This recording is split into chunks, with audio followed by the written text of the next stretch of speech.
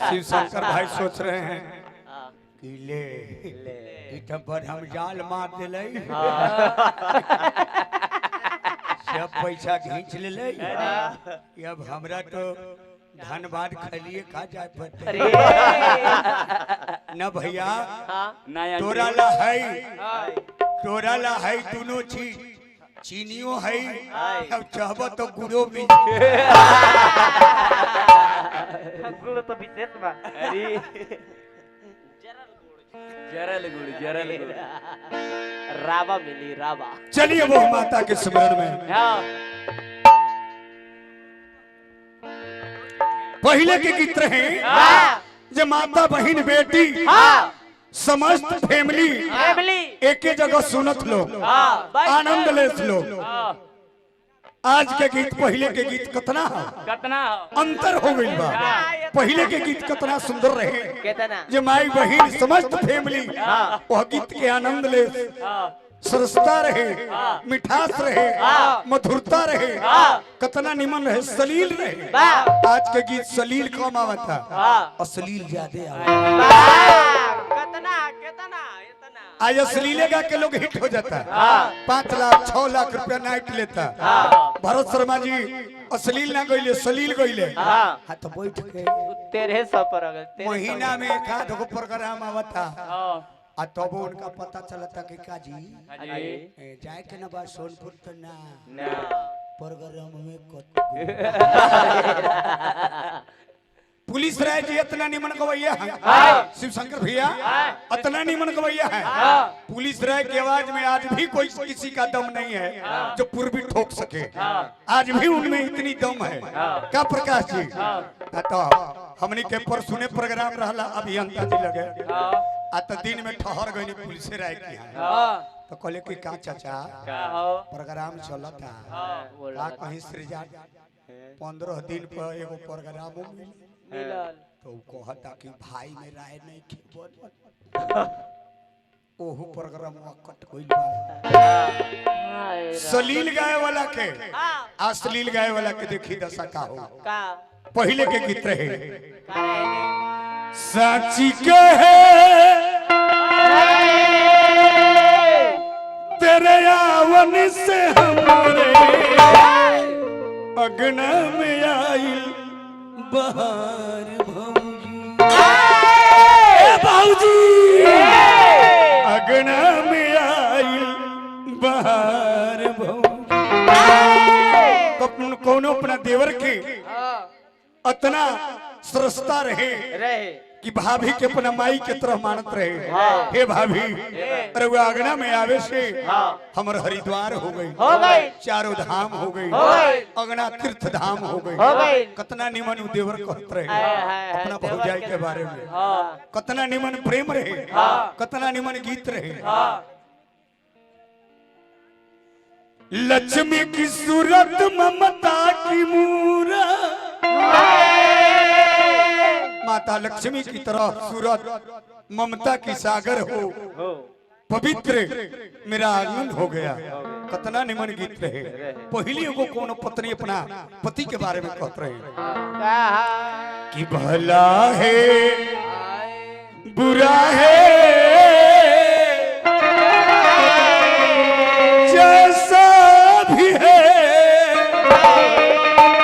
मेरा पति मेरा देवता भला है बुरा है जैसा भी है मेरा पति मेरा देवता है। मेरे भारत की बेटी बहन गाय की तरह रहती थी। जिस घर में शादी विवाह कर दीजिए जैसे पर के साथ गमन कर दीजिए उसी के साथ अपन जिंदगी व्यतीत कर लेती थी। अपनी माता पिता की पगड़ी बचाती थी अपनी सास ससुर की पगड़ी बचाती थी। लेकिन आज हमारी बेटी बहन क्या कहता रही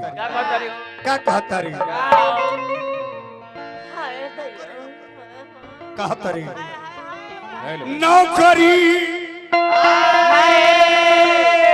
हो के सरकारी चालू पुरजा के भारी और ऊपर से होके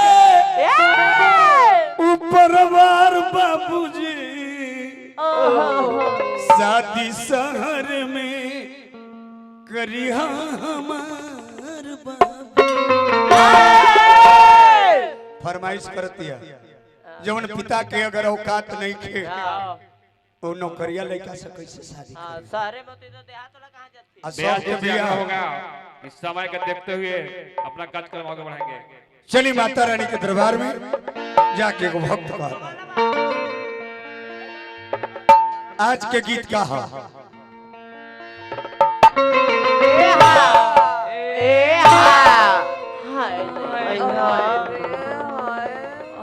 अरे दो गालावा अरे मरत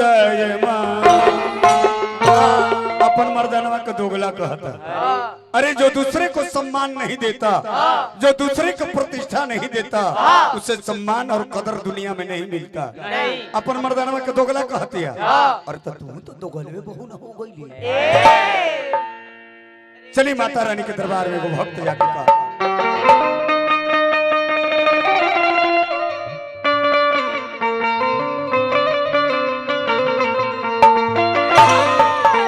एगो गंगा मैया में नाव बोझले बा। गंगा मैया से कहता कि तोह के जगहिबो माई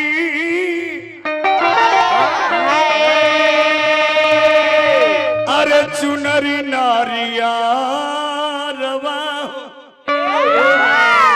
कि गंगा मैया अब बोझल नैया करी द किनारवा हो कि गंगा मैया कि तोह के चुनरी नारिया हो कि गंगा मैया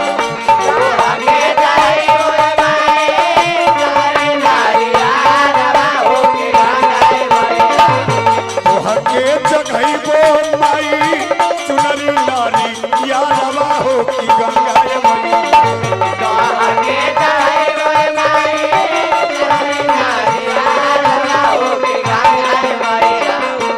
जलैया करी दो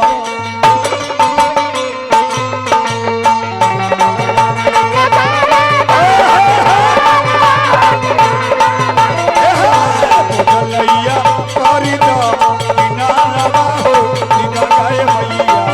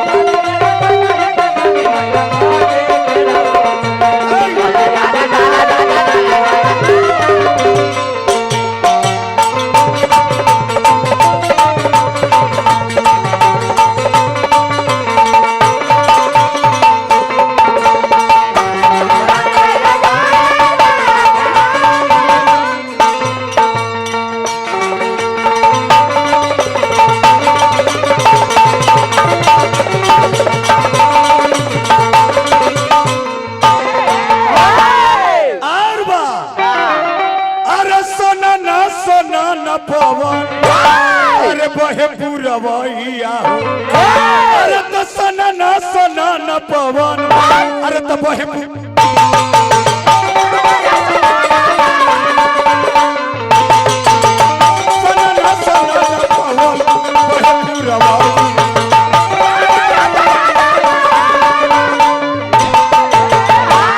कि लगता कि डूब जाई अरे भंवरे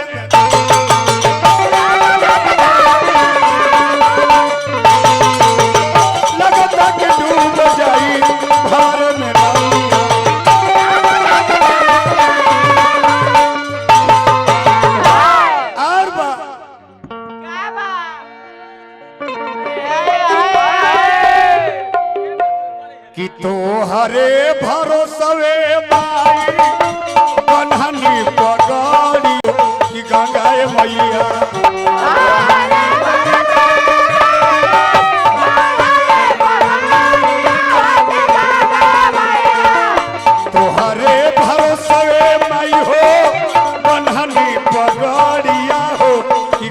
जाए मैया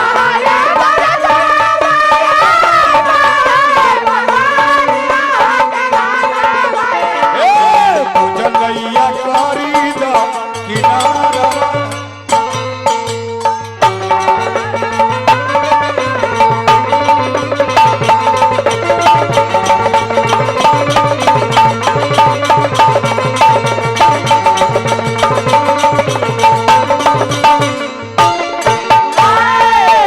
छतरपुर पश्चिमी जिला परिषद भावी उम्मीदवार श्रीमती गीता देवी पतिराम प्रताप यादव जी बहुत बहुत रुपया का पुरस्कार देनी 500 रुपया का पुरस्कार देनी श्रद्धा के हार्दिक हार्दिक अभिनंदन।